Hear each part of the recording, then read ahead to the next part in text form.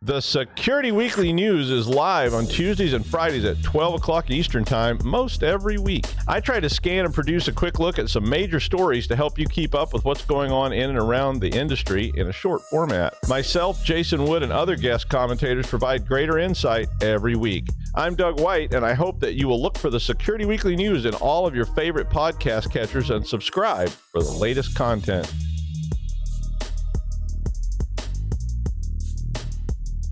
Welcome back to Enterprise Security Weekly. You can follow us on LinkedIn for updates across our organization, show highlights, and more. You can find us by searching for Security Weekly Productions.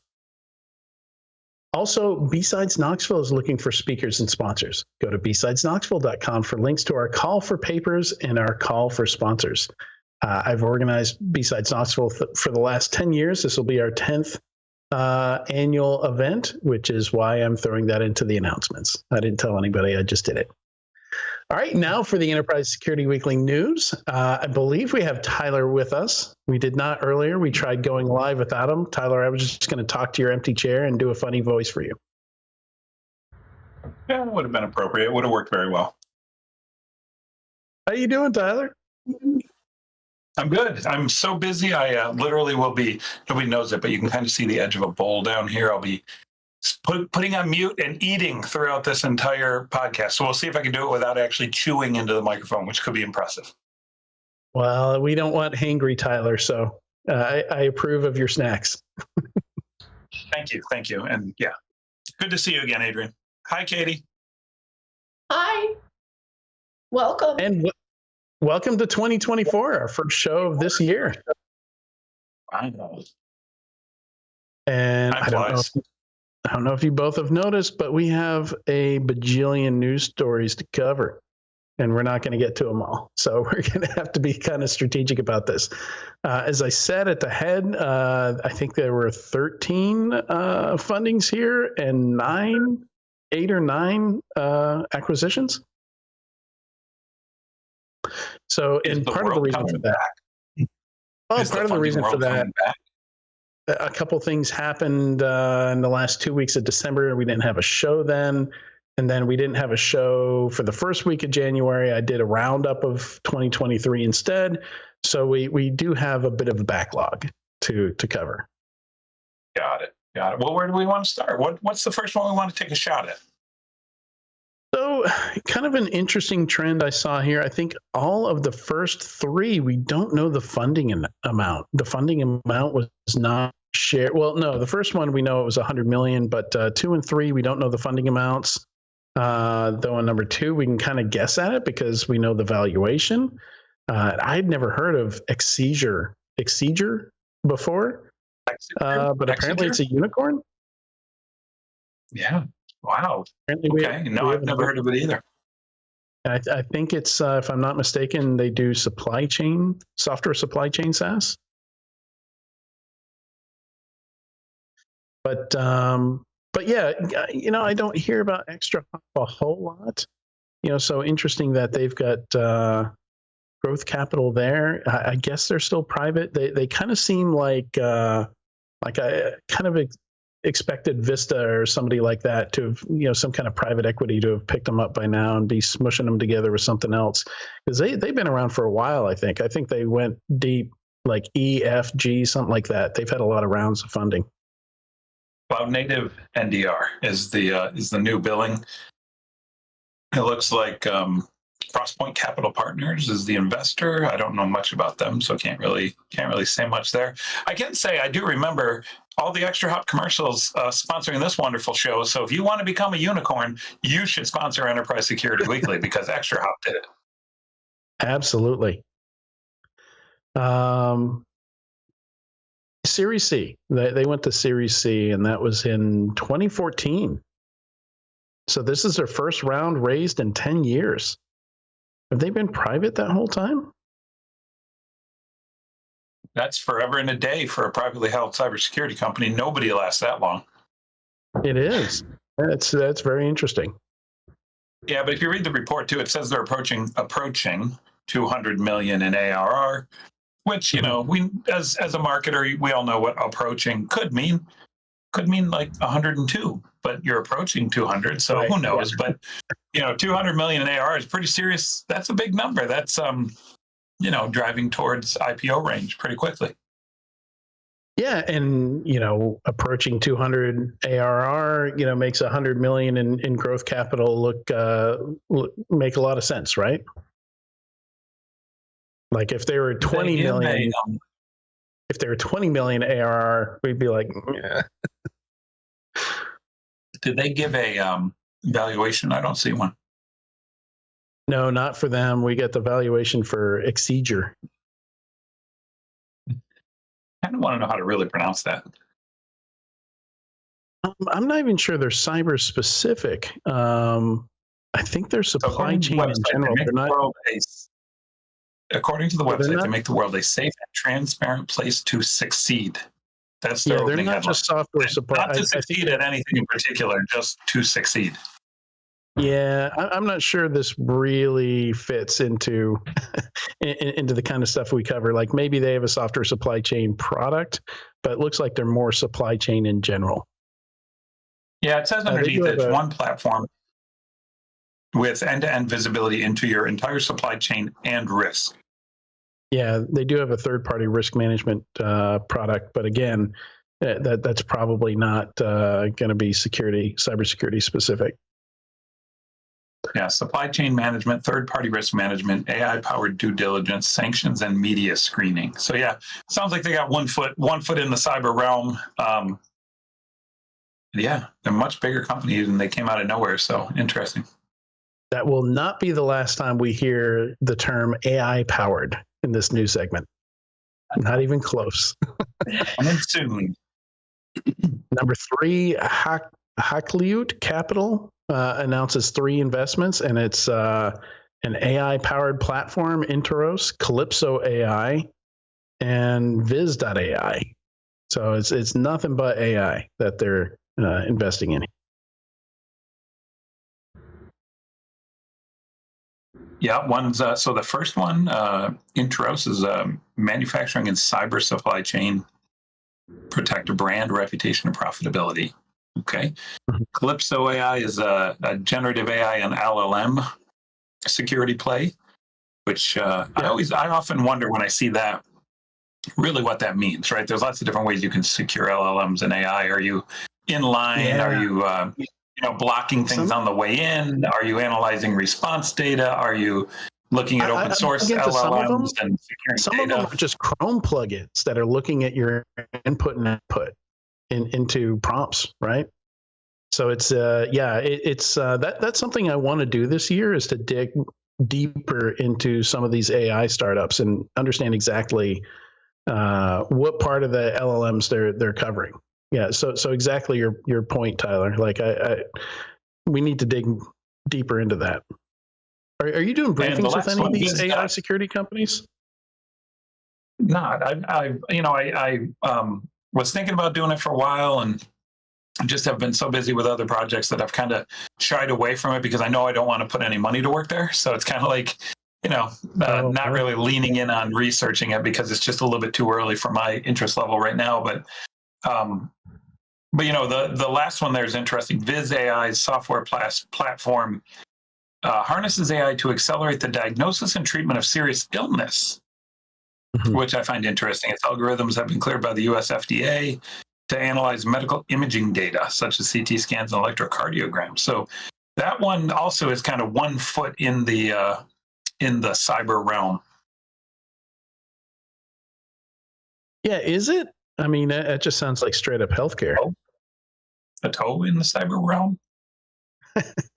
I mean, it's really interesting. I've seen some success stories where AI was able to diagnose things that professionals couldn't, just because it didn't need to remember everything from medical school. It had all that data.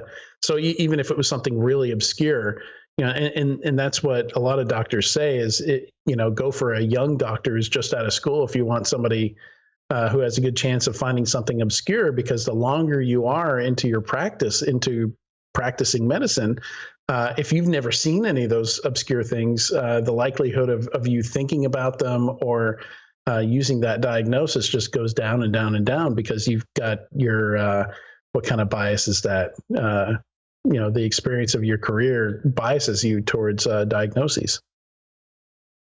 There's also Super the interesting. issue of, correlations. Not that a medical professional couldn't get to them necessarily, but especially in the case of obscure correlations with somebody's health that might not be incredibly obvious without a ton of tests. That's where I see whatever it is, AI, machine learning, helping a lot to find those correlations between some of the symptoms, some of the lab results, and being able to help people a lot quicker. Because I know for myself, I'm not a particularly sickly person, but I've had issues where I've had to go in for 5, 6, 7 tests before they were like, oh, here's what we think it is, let's do more tests. So imagine if you have a serious illness and being able to address it with your healthcare team a lot sooner. And I think that's a real opportunity in healthcare, but you definitely have to be careful with that, because I don't think you're going to get rid of the human knowledge. And a lot of medicine, frankly, they call it a science, but a lot of it is gut feel as well. So it's not like, again, the robots are not replacing the humans. It's just helping, like everything else with AI, helping the humans get to some conclusions a lot faster.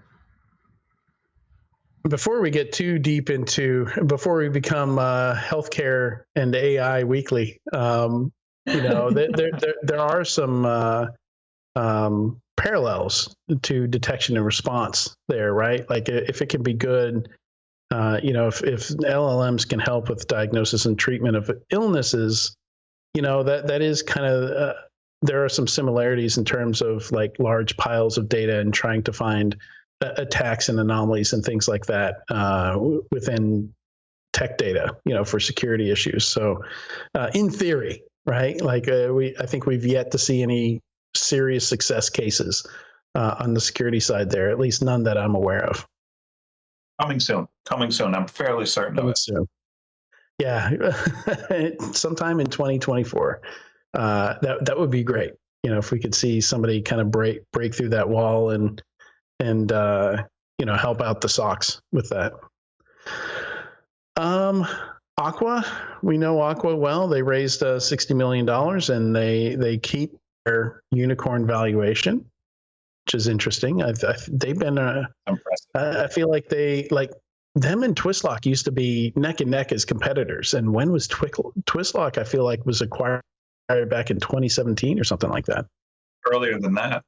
Well, no, probably around 2017. That's probably about right. Yeah, the Aqua thing is interesting. Total funding amount for Aqua, according to Crunchbase, is $325 million over seed through E rounds. The E round was done in 2021. Then another round was done at the end of 2021, and a new round, Series E as well, was done just now. So it's actually a 2-year E round. They did a E round extension, so they probably just kept everything flat, kept all the valuations flat, and stayed as is. Right. The other thing I'm starting to wonder about a lot of these long in the tooth unicorns, like Aqua is a perfect example of it. They took their seed round in October 8th, according to Crunchbase now, October 8th, 2015. That's 9 years ago. Most of the option packages are only good for 10 years. So what are they going to do when they start to bump into all of these folks that originally got their options on those first rounds in 2015, and their options are starting to expire? So, it's kind of neat that, like, and a lot of times too, when you're a venture capitalist and you're putting money in, the life of a venture capital fund is 10 years from start to finish. You're expected to return all of your profits for a venture capital fund within a decade. There's going to be pressure on all these companies to do something at the 10-year mark.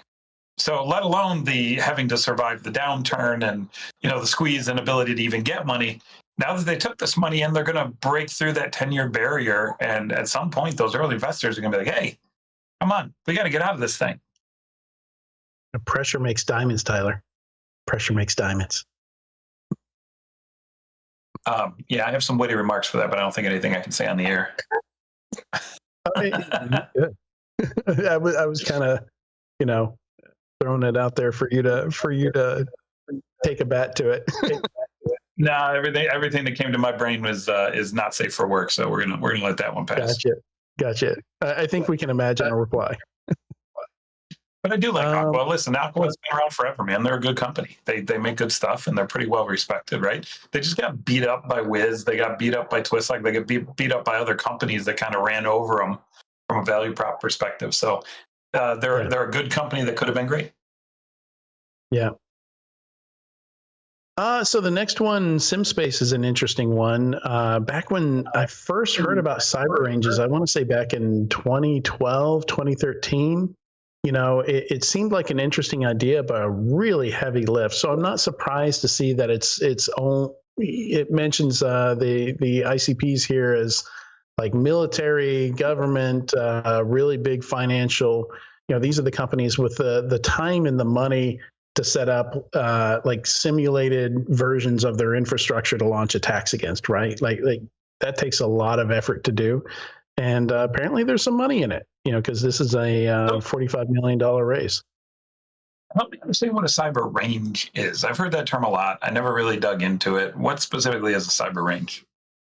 Yeah, so it's what I just said, like taking part of your infrastructure and duplicating it in like a test environment. So it's a test environment that's built just for throwing attacks against or trying out new defenses. Like, okay, we're going to use AI to automatically defend against attacks, like taking things offline and stuff like that. Like, I'm going to test that my cyber range before I get that anywhere near production. Like if I'm giving decision capability to some kind of AI, I'm going to thoroughly test that in my cyber range first.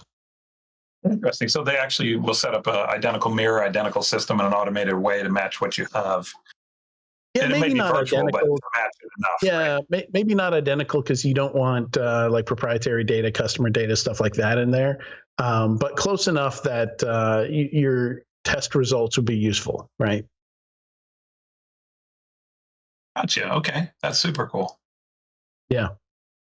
I mean, if you've got the time and the infrastructure for it and the money and people to throw at it, really cool to be able to do that. I think that's where we could see some of these breakthroughs where somebody figures out how to get AI to where it can spot stuff quicker than humans and better than humans. Gotcha. Very cool. I'm not seeing anything else after that I really want to dive into, except for maybe number 11, mainly because that's Bruce Potter and Heidi Potter.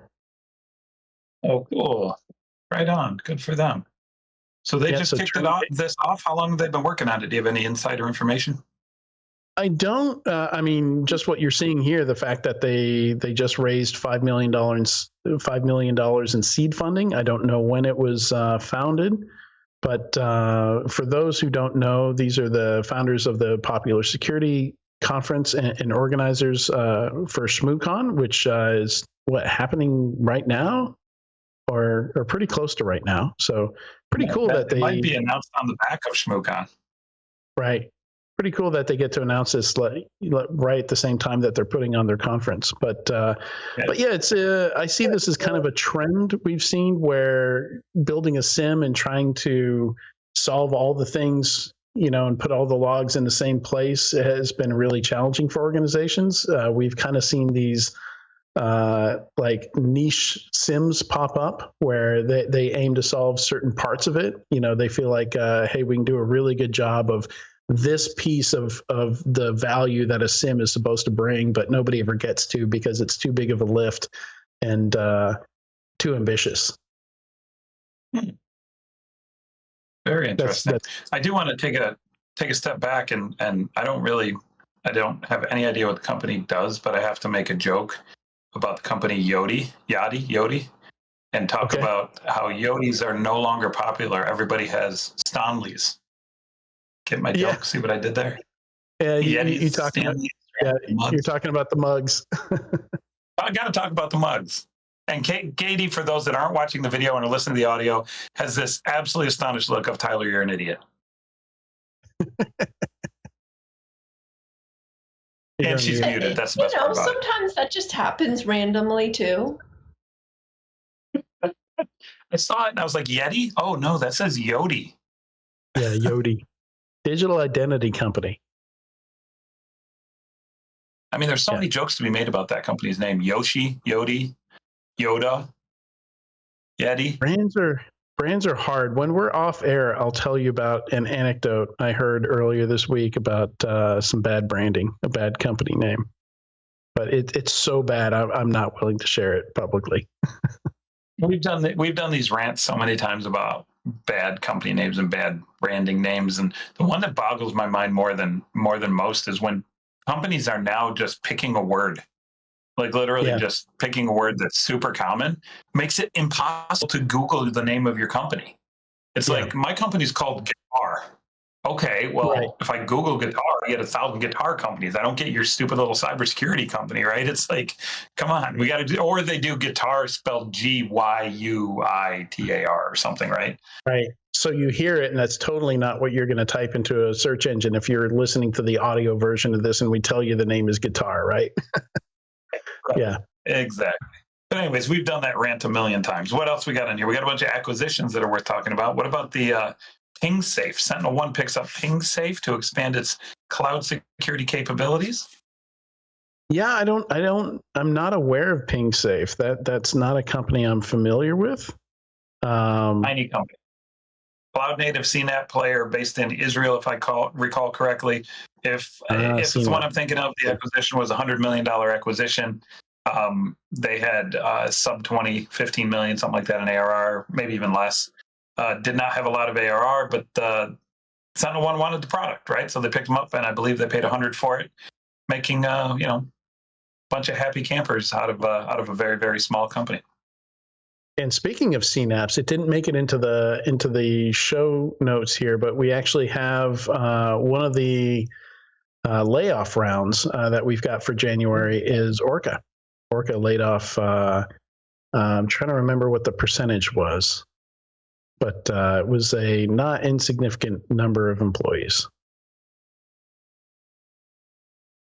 Yeah, and then so Trend Micro laid off 2%.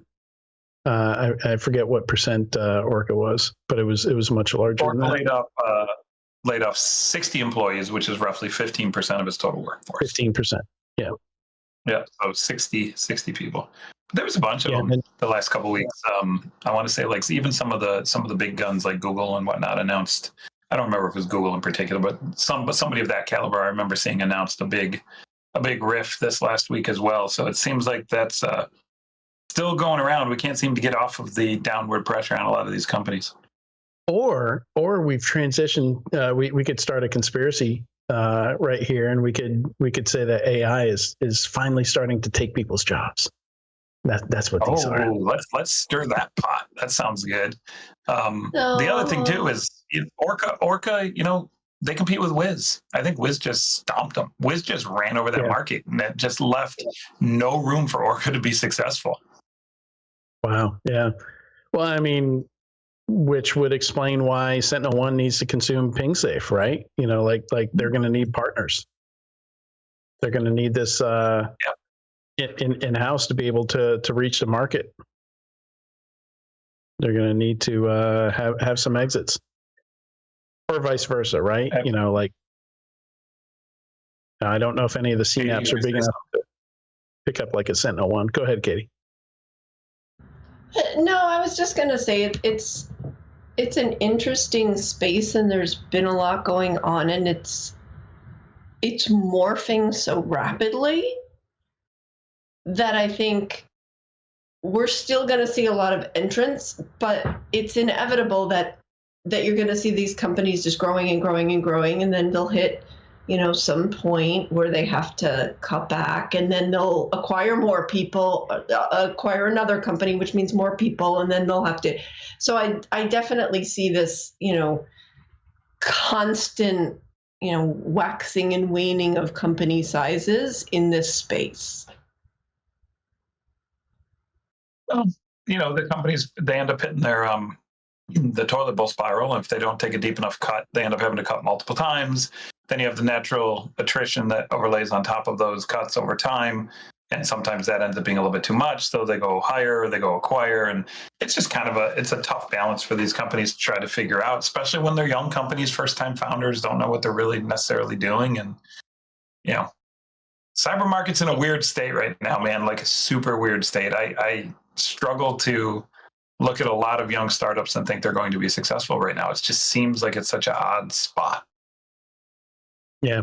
I think you really have to segment it out, though, because there are certain spots that sort of seem inevitable, like the cloud space, right? Anything doing with cloud and cloud security. You're raising your eyebrows. I know what you're thinking. You're thinking, well, people are pulling back some from the cloud. I just don't. No, you're not. Okay, all right, that's good. I think you're right. I think you're right. But I also think there's one or two players that ran it over, right? That's the hard part about breaking into cloud is you're running up against such a brick wall of dominance. Right. Yeah. But then you have all those other companies that do whatever they're doing in the cloud. CWP, CNAP, Keem, if that's how you pronounce it. All those areas that are supplemental to cloud or built on top of cloud or made up to fit into cloud, whatever the case may be. And that's where I think you're going to see the expansion and the contraction just pretty much continuously for a long time. Oh man, my biggest worry about cyber right now is, what is it, 3,000 companies, 5,000 products, or whatever goofy metrics I've heard kind of bantered around. Yeah. That's insane. Like, at what point do we stop building features and calling them products and companies? That has got to stop. Never, because features get acquired. They stop getting funded.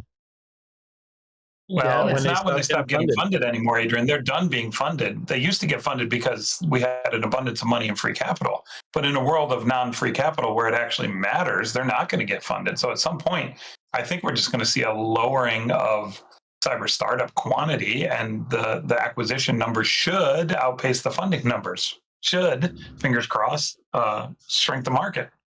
We've got a lot of both today. Yeah, so that'll be interesting to track this year. Yeah, for sure. Right, but 3, 4, 5 months ago we were saying that, and now, look at this list. I don't see the number of entrepreneurs with dollar signs in their eyes getting any smaller. Okay, so here's my crystal ball, and it'll be completely unprovable in 12 months, but we'll do it anyways. My crystal ball, as I sit here and rub the crystal ball, says to me that if we track it this year and we add the total amount of companies that get acquired or die, both, right, aka exit the ecosystem, and we compare that to the total number of net new startups, I think we would see more leave than come in. I think the ecosystem shrinks for the first time since cybersecurity ecosystem inception. I wish I could measure it. Well, get your AI tool to track it, and we'll revisit it in a year and a half. I think Mike Prevett over at Security Funded, he has all this data. I think he should track that and call it the Tyler prediction and see if it comes true this year. Yeah, it's a good idea. We actually used a lot of that data when he came on. I think it was our last show in December. We had him on doing kind of a roundup of the year. But let's talk about some of these other acquisitions here. We've got SonicWall acquired Banyan Security. Not really familiar. I don't really track SonicWall that much, but it looks like it has something to do with access control, remote access, something like that. I don't know. SonicWall and Secure Service Edge technology provider. Yeah, I'm assuming it's my area of expertise. Yeah, some kind of VPN, some kind of enabling people to access company resources remotely. Okta snatched up a company called Spera. and Spera is identity security posture management. So we're seeing more of the posture managements getting folded up. Yeah. More and more of that. Yeah. Mend. Modcast grabbed Elevate, which is some friends of mine. Congratulations to the team at Elevate on their acquisition. I did some contract work for them this summer with some writing work, so congrats to them. Optimize got picked up by Delinea. Mend bought Atom Security, Atom Security. And that's their fifth acquisition in 3 years. Who's Mend? Yeah. Wow. Yeah, That's Mend wild. used to Okay, be I didn't realize. Yeah, Mend rebranded. Yeah. They used to be White Source. Yep. And Yep. And that's another one of those that I'm like, hey, let's just pick a random word out of the English dictionary and make it impossible to Google your company. Right. And it's White Source. No, not the best branding, but go to something unique at least. Yeah, but Mend it's not only is it Mend, it's Mend.io. So if you know the company's Mend and you don't realize it's an IO, you can't even find it as a .com. And if you Google it, you can't find it either. That's the reason the name is Mend.io. Like you literally have to say the whole thing. You're telling somebody the URL every time you say the name of the company, which is kind of clunky. What else? We had so Juniper getting picked up by HPE. I think the final number came in somewhere around 14 billion, which is only like 2.3x, 2.4x on revenue. That's Juniper. I mean, the growth rate's not a massive growth rate company, so you're not going to get a big multiple. But if I recall correctly, I don't know the exact number, but it was 20+% bump. 20+% bump against current stock price or something like that, which is nice, right? So yeah, and when you look at it over the last 20 plus years, I think they went public in 1999. Their stock price has been pretty steady, pretty flat. Let's see, did we get through the acquisitions here? Let's see. Yeah, so where do we go from here? So TraceCat is one that people told me to go check out, because I've been kind of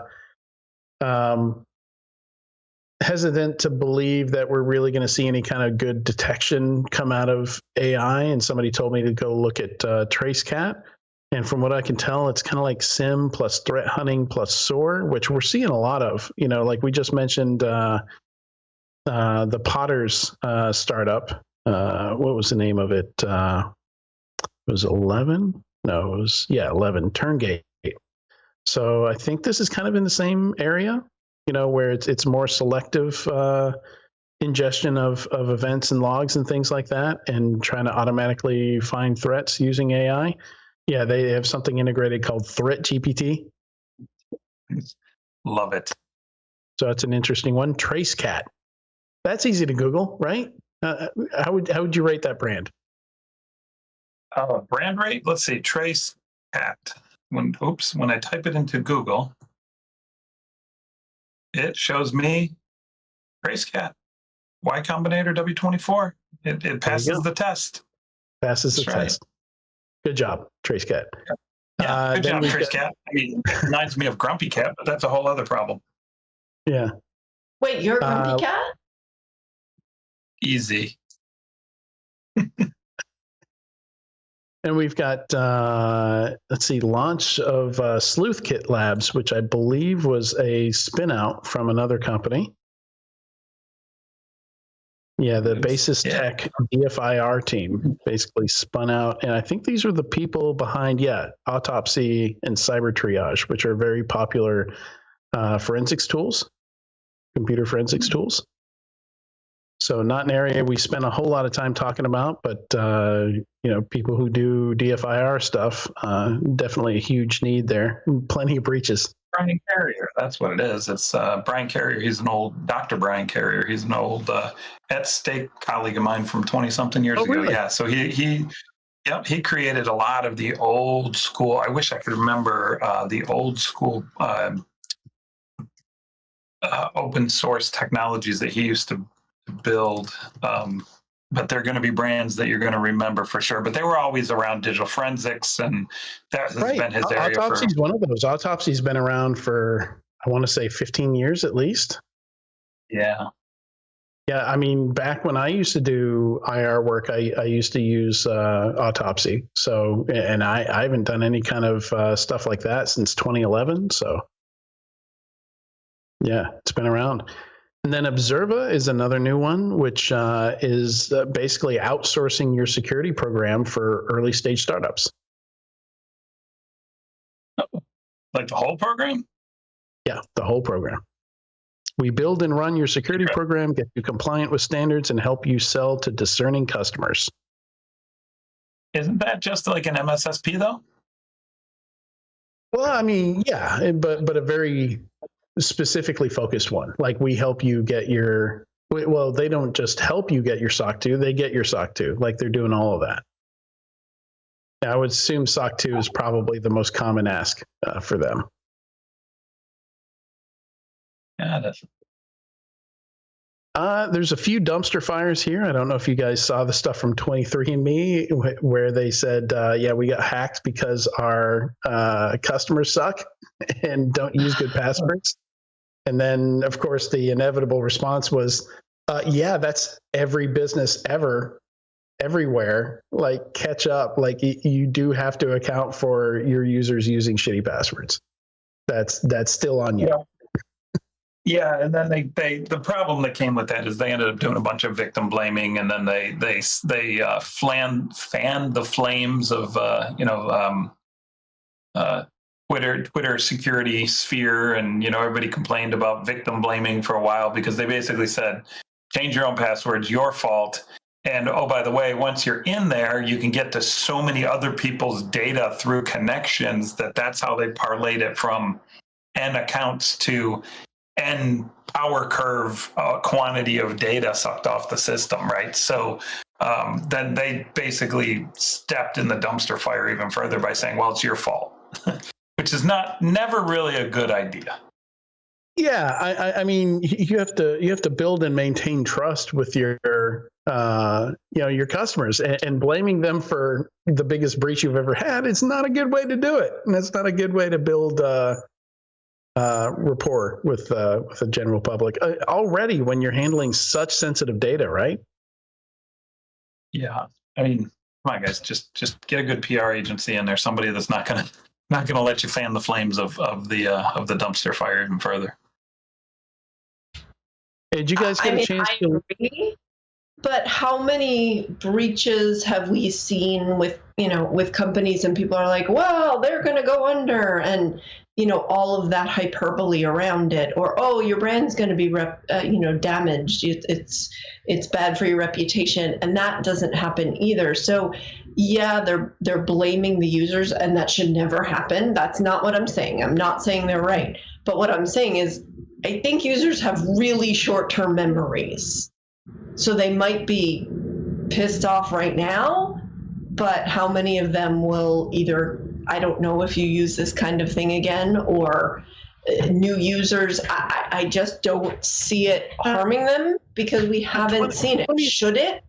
If you're a business that does bad things, whether it's bad-mouthing your users or not, yeah, you maybe have to either change your strategy, or maybe you deserve to lose users. But I do think part of the issue is that customers have short-term memories. I think this is already except for when they don't. I mean, when has 23andMe ever been in the news for a good reason? I can't think of any. It's all like privacy violations, selling your biometric data, like they're always in the news for the shittiest of things, right? Right, and they still continue as a company, and people still spend their money. Down. Yeah, right. That kind of enforces or reinforces my point. People, yeah, they don't. Yeah, and they're not in business yet, right? Right. Katie, I'm gonna push back on you. You said something that is actually disputed right here in this week's news articles. You said that companies don't generally die from a hack. Maybe not directly from brand impacting hacks, but if we look at Number 22, failures. Remembering the startups we lost in 2023. Yeah. One of them was killed by a breach, Cloud Nordic, which might not be a household name, but a destructive ransomware attack on its system, on its systems, basically wiped out all the company's systems, destroyed all of its customers' data, and they just threw in the towel and they said, the heck with it, we're out of here. Now, yes, I get your point. You're saying they don't die from brand reputation impact. They don't die because customers run away, but they do die when hacks go bad and attackers just wipe and destroy everything they can get their hands on.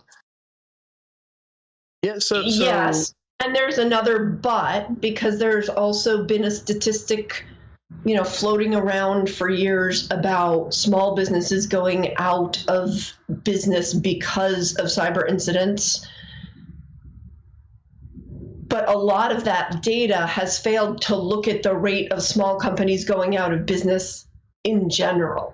So I'm not saying, because again, I don't know anything about this particular company and this particular story, but we don't know what else was going on. Maybe they were just really horrible at accounting, and this was the last straw. But you have to factor in. You have to factor in all of the aspects of it. I mean, it's possible that this hack wiped them out. It's possible.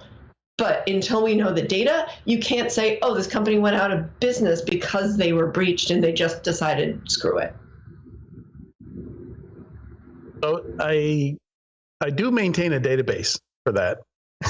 And you can go, if you Google... For deaths, Adrian? Specifically for deaths? Yeah.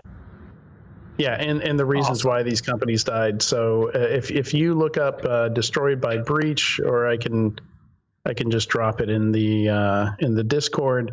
There are 26 companies on that list, and I think a few have shut down due to reputation. It's not a common reason, but in one of the cases, they were harassing customers directly.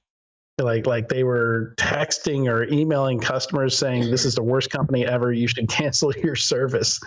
Okay. But so it has happened. But I mean, companies going out of business because of a breach is already an extremely rare event, given that there's only 26. It's only happened 25 or 26 times. And Cloud Nordic is the only one since, only one I've got on only two from 2023. And then none in 2022, one in 2021, two in 2020, just to give you an idea of how often it happens. Once or twice a year is it. I mean, is it possible for a company to dig themselves a grave? 100%. Yeah. But I think something like this, I mean, they've just done some really seedy things before and they haven't gone out of business. I don't think this is going to be the last straw for them. So the biggest lesson I've learned from maintaining this list is large companies cannot be killed by a breach. Once you get, I think the largest company on this list was 450 employees. And then the next largest one was 400, and then the next largest 300, and then it drops down to like 100. So once you get to a certain size, like you've got enough insurance, you've got enough legal power, you can pivot to, a different market or something like that. Like with, what is the name of the, let me scroll back up because we had somebody that used to work for them. I'm blanking on the name. Rackspace. So Rackspace had to kill their entire exchange hosting business. It was less than 1% of their revenue. They were able to move over 10,000 customers off their services to Microsoft 365. Like no startup could ever do that. Like Rackspace is large enough to absorb that hit, even though it's like one of the worst imaginable hacks, right? Like a hack so bad, you lose an entire product line. Well, you also brought up the insurance part of it too, right? And if you jump back to, I forget what story number it is, but the Merck story, Merck, the shipping company, struck a settlement with insurers over its $1.4 billion NotPetya claim. According to reports, it looks like they settled for maybe $700 million of the $1.4 billion from the insurance company, that their insurance companies that they thought they were owned or But owed. they've only collected that much of it. I think the implication is they will collect, or they're due to collect all of it, all 1.4 billion. But because it was spread across different insurers, they only have 700 or so from it, or at least that's how I read it. 26 different insurers. That's absolutely crazy. Yeah. Well, I mean, yeah, to get to that, I mean, no one insurer has that level of appetite. It has like like most of them, it's like 10 million or something like that. Like getting to that number, like it's difficult to get that much insurance. Well, the thing that obviously was tough was the depth of the impact of the compromise there. Merck's case, it took 90 seconds for 10,000 of its machines across its global network to be infected, doubling to 20,000 machines within 5 minutes, and 40,000 machines were brought down total. That's insane. Yeah, yeah. And like how quick is your patching program? And well, in this case, it was a patch that actually did it, right? It was an update of financial software. It was a malicious update that resulted in this. But yeah, at that speed, like there's nothing you can do but start recovery. Let's see. So dumpster fires, the other one, rebellion defense. I mean, it's a really good write-up. I think we've seen bigger dumpster fires in cybersecurity. This one is kind of notable and interesting because it's defense focused. It's focused on selling stuff to the military to use AI to identify things in like drone footage and stuff like that. But they're also doing cybersecurity. They're doing pen tests and stuff like that too. They have a services component. But the TLDR of this one is that they sold a lot of contracts with apparently zero product. Like they had like fake screenshots and stuff like that, but apparently and this happens a lot in startups, which is why I say it's not as big a dumpster fires as we've seen. There was the intent to build the product. But yeah, we've seen a lot of products sold off of nothing more than like a UI UX mock-up. Yeah, I've definitely seen companies sell professional services, build as products, and basically their margins are just so god awful. They actually lose money every time they sell a deal, thinking that they're going to productize it after a handful of deals, and they just end up being a victim of their own success. They end up selling so many professional services projects that they can't deliver on, thinking they're going to productize, and it just wrecks them. Yeah. So let's jump into AI a little bit here. We've got, I think, story number 30 all the way through 35 are all somewhat AI related. And yeah, this Daniel Meisler essay, it's a long read, but his prediction of where things are going to go, and it's mostly focused on digital agents or digital assistants, which is I know something that you've been very focused on, Tyler. I don't know if you've read this yet.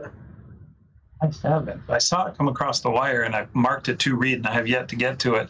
He writes amazing stuff, and he has a big passion for the same area that I do, which is we want our world just to be easier. And we think that the digital, both of us, I'm pretty sure, if you read his article, I'm pretty sure it's going to say something to the effect of this is coming. It's just a matter of when. And it's, digital assistants that track everything you do all day long, your vision, your audio, and becomes your second brain, your recorded brain, right? Everything you need to know is at a moment's notice.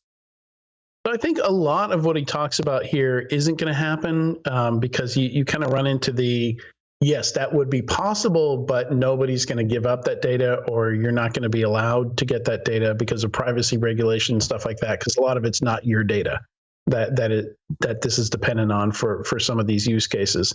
But I think it's definitely worth a read because he's really good at coming up with all those different use cases and all the different things that could be. So I think this is a very good read from the perspective of kind of understanding where this stuff all the directions this stuff could go, and like what things look like pretty far down a bunch of different paths in terms of agents that you interact with that do things,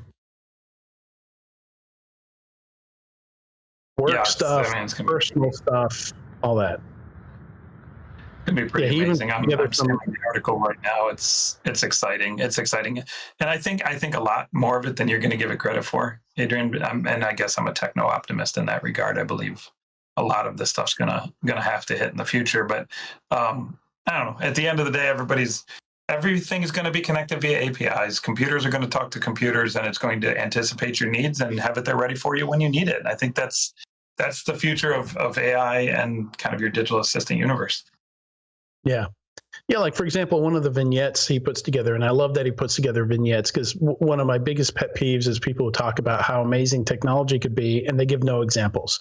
They don't dive into imagination at all, or like give you an example of how this would be used or what it would look like. And Daniel always does a great job of that, because he's actually doing it. He's actually building some of this stuff for himself personally.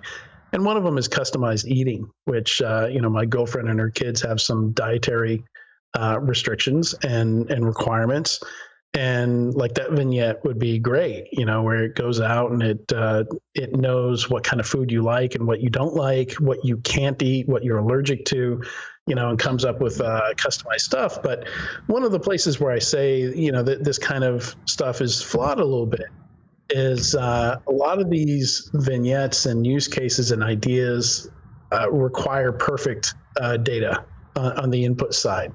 And, most restaurants, like this might work really well for a chain, like a Chick-fil-A, like a McDonald's or something like that, where, you're very likely for the ingredient list to be correct, and, to have the ingredient list available, and to have the things you might be allergic to clearly outlined for each item on the menu, but your favorite Thai place, or, just these little, mom and pop owned restaurants, like your likelihood of getting that level of data from them is little to none. Yeah, but couldn't a digital assistant be smart enough to make some assumptions about certain situations, right? Like a general Thai pad or pad Thai recipe has XYZ 1, 2, 3, and it's probably okay for you. Yeah, traditionally this will have coconut milk in it. Traditionally this will be a beef broth, not right. A vegetarian or vegan based broth. So yeah, that's a really good point too. It should be smart enough too to tell you up front. Traditionally, it's this way. We're not sure. They don't have the website. The ingredients aren't listed on the website. So be careful if you take it. Oh, by the way, we also checked reviews, and 2 people got sick because they had coconut and they were allergic.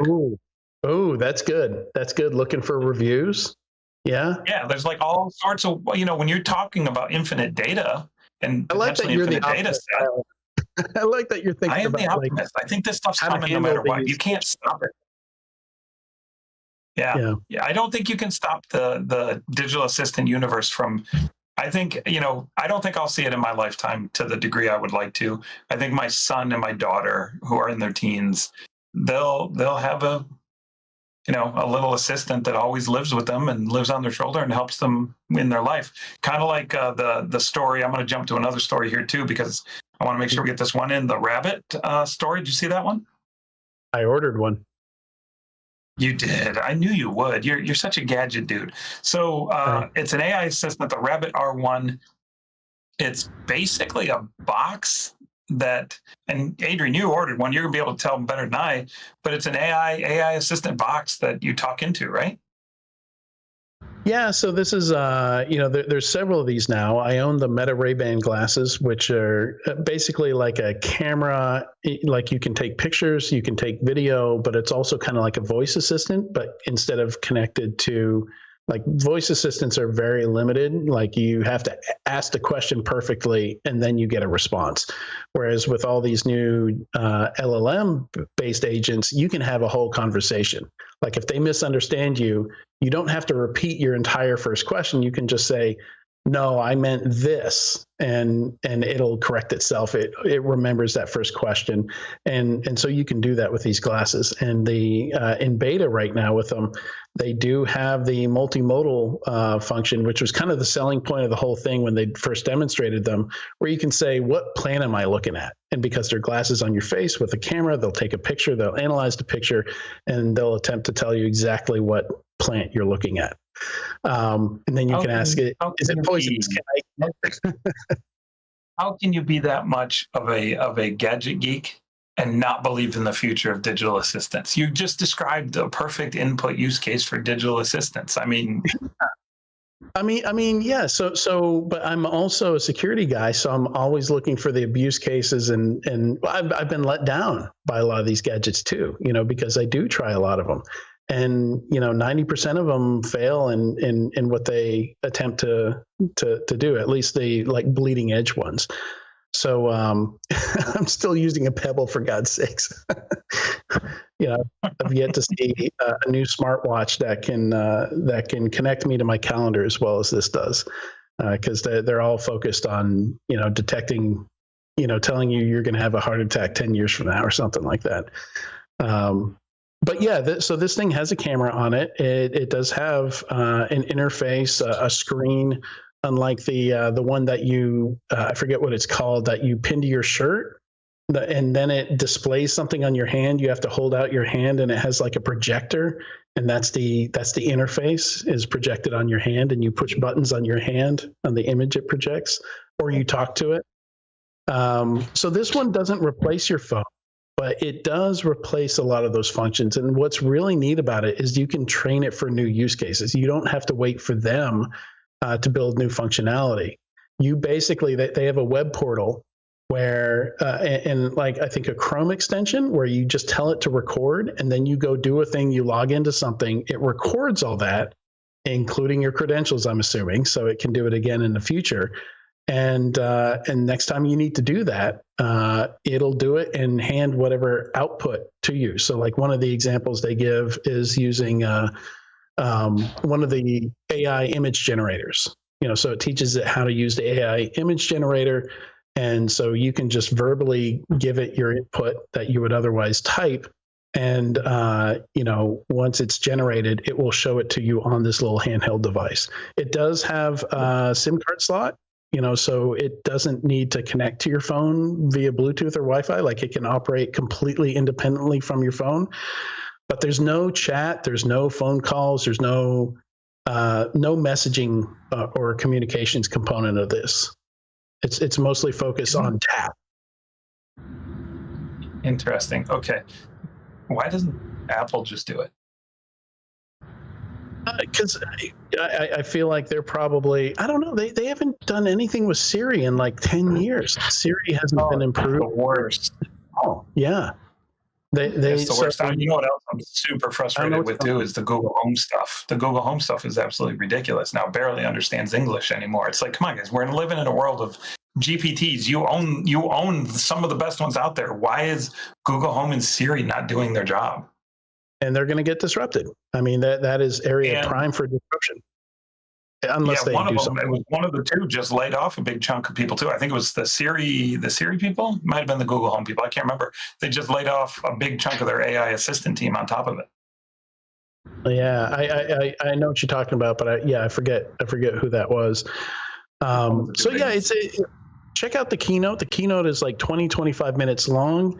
And he does demo some of the features, and one of them, he schedules an entire trip to London. And again, the cool thing about these, about LLMs in general, is like it plans his whole trip to London and recommends things.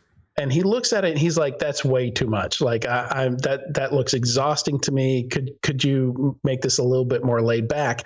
And it like cancels some of the events. It moves things around, so he's got some downtime.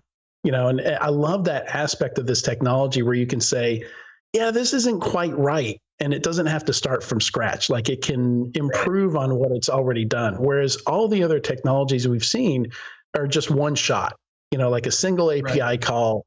What you get is what you get. Like refinement wasn't really, like with your Google Home, you can't even combine two tasks. I can't say, turn on the kitchen lights and turn off the bedroom lights. I have to do that as two completely separate commands.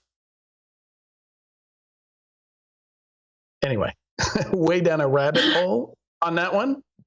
The inconveniences. Yeah, inconveniences will be a thing of the past. We won't have to get up to do anything. So, did we go down a squirrel hole, Adrian? use that as a transition. Yeah, let's get to before we get to squirrel stories. I just want to say there's some interesting CES items in here. CES, I think, just finished a Consumer Electronics Show, and chock full of AI products, of horrifying AI products. There's a shoot, I forget the name of the organization that does this every year, but they pick out the worst AI products and they give them awards, and they've got like the best, like the most privacy invasive, the most likely to get hacked, like all these different categories. And I think it's won something again this year. Yeah, give me just a second. I'll find it here. So it's iFixit that posted the video. So if you go to iFixit's YouTube channel, it's called The Worst Devices of CES 2024. And Paul Roberts is one of the guys on there. You guys probably know Paul Roberts. He used to be an industry analyst at 451. And he now does he's got a right to repair blog and newsletter that he does, which is why he's part of this. But speaking of right to repair, Adrian, at a Christmas party 2 or 3 weeks ago, I met a gentleman that took the original, if you remember back to your youth, the original right to repair case was Lexmark ink cartridges. Do you remember those? Oh, yeah. There was the chip that basically was like a DRM chip of some sort, and you couldn't refill ink cartridges because same thing with the coffee, the corrupt. How do you say that? Keurig. Yeah, thank you. Keurig. Yeah. Well, so he was the first guy, and I met him a couple of weeks ago. I'm actually going to have lunch with him here in another week or two. He was the first guy that ran all the way to the Supreme Court with a right to repair case. He took it all the way to the Supreme Court and lost in the Supreme Court. And it was a big, big issue that ended up having a bunch of DMCA implications and all sorts of implications. And I randomly ran into him here in Cary, North Carolina, at a Christmas party. So there's my little right to repair story of the day. Nice. Yeah, so you've got Cindy Cohn, the executive director of the EFF, is one of the people giving awards here. Paul Roberts. Let me see Cory Doctorow gives one of these awards every year. He gives the Enshittification Award, so well-known sci-fi author. It's a lot of fun to check out. But check out the CES stuff. There's some crazy, some look really cool, and others cannot die quick enough. Need to die right on the vine before they can make it to market. They're just terrible ideas. All right, jumping down to the squirrel stories. Speaking of new consumer electronics, the Apple Vision Pro now has a release date of February 2nd. So, have they backed up on the price? It's still $3,500. If you got $3,500, I still don't know how they're selling it. Like if you go to the Apple Store and do like a custom fitting or something like that, because you have to count for eyeglasses and all that, or I don't know if they've made the thing adjustable enough that it can account for glasses, or there is an option to get custom optics for it if you have like an astigmatism or something like that. So you can get custom lenses for it. But yeah, it seems like a weird one. Apple usually doesn't sell. $3,500 is stupid. That's just nobody. It's a consumer product at $3,500. That's not going to happen. Yeah, so we'll see. Everybody's. It's got to really blow people away. It's got to really excel at its killer apps, which can't just be watching movies on a private virtual TV. Were you an early adopter of the iPhone? What's that? Were you an early adopter of the iPhone? No, mostly because my phone was given to me by work. And I got a free phone and free service through them. I had a BlackBerry well into until 2011, 2012. And then I went to Android. The reason why I ask is I was trying to remember, did they introduce the iPhone, the very first iPhone, at like $3,000 as well? And then it came down quickly? No. Or was it introduced at a reasonable price right out of the gate? It was, I want to say it was $300 or $500, but it was much cheaper than they are today. Yeah, I mean, And this back will never then, fly. I thought maybe they were repeating a playbook from back in the day, No. but no, the only playbook that they've got here is a Tesla playbook, starting with the most expensive product first, and then using that to fund selling the smaller ones. But the reason Tesla did that was because they were small and had limited capital and resources. That doesn't apply to Apple at all. They have all the resources. Yeah, so the only reason it's that much is Apple firmly believes that really expensive components are necessary to do it right. Either that or either that or they priced it.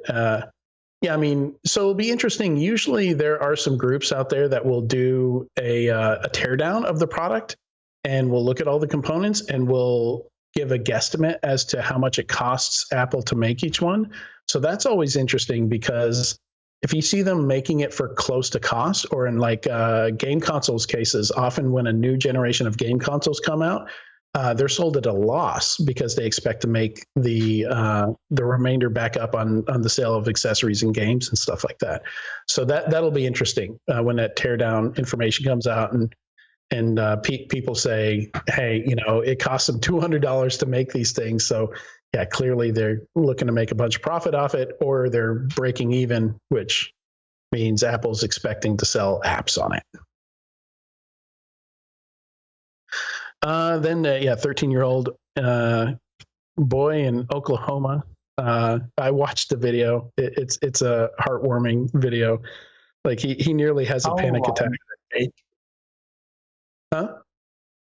How long did it take? It says here he dedicated the record-setting win to his father, Adam Gibson, who died last month. And I'm like, did he start the game before his dad even died? Like, how long does it take to flip Tetris like that? It was so the whole video is there on YouTube, and I think it's less than 30 minutes or just over 30 minutes, something like that. Okay. Like you can progress through the game really quickly. So it didn't take him that long. And yeah, by the end, like he's deciding where to put the pieces before they come down entirely. And it's just as fast as his fingers can move. So it's been done before, but only with AI. So he's the first human to be fast enough to beat. And this is not a modern version of Tetris. This is the original NES Tetris cartridge that they perform all the world championship competitions and stuff on. So they're very specific cartridges on very specific hardware. So a very specific version of the game to be considered a record, right? Like you can't just download the Tetris app on your iPhone and set a record. Yeah. And then speaking of iPhones, so that Alaska Air flight, I'm sure most people know about that at this point, where it had a door plug that failed, and the became a convertible at 16,000 feet, which was I'm sure the passengers didn't enjoy. But some iPhones got sucked out the door. I think 2 iPhones got sucked out of the hole in the plane, and both of them got recovered.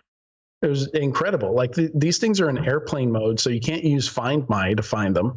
But somebody just happens to be walking, sees it in the grass next to a pathway, and on the phone is unlocked in airplane mode with a baggage claim email pulled up. So that has the person's name, the flight they were on, and the airline.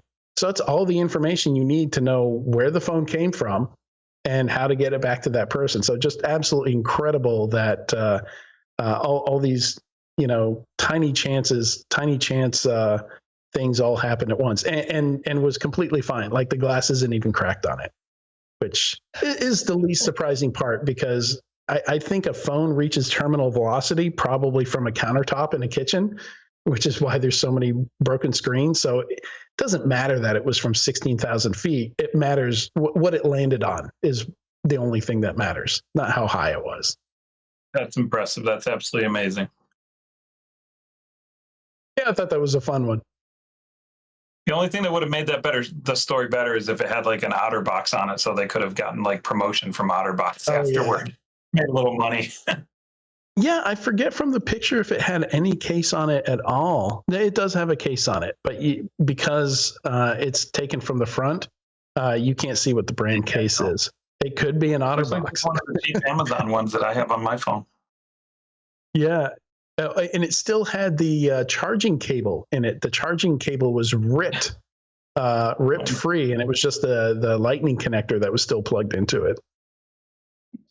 So it definitely went through some violence before it hit the ground, but survived pretty well. It was just wet.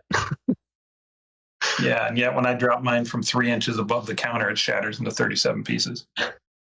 Exactly. It's all about what it lands on and how it lands, not how high it was. Like 6 feet, 16,000 feet, same thing to a phone. As well as a squirrel. That's why, same reason squirrels can't die from a fall. Maybe it landed on a squirrel. Oh, that would be horrible. That would be horrible if it hurt the squirrel. We like the squirrels. All right. Well, that's all I've got for today. Thanks so much, Katie and Tyler, for joining me today. Our first show in 2024. It was a lot of fun. A lot of fun stories to go through. And a big thanks to everyone watching or listening to this week's episode of Enterprise Security Weekly. We will be back next week with a new format. We're just doing one interview and one news segment from here on out. See you then.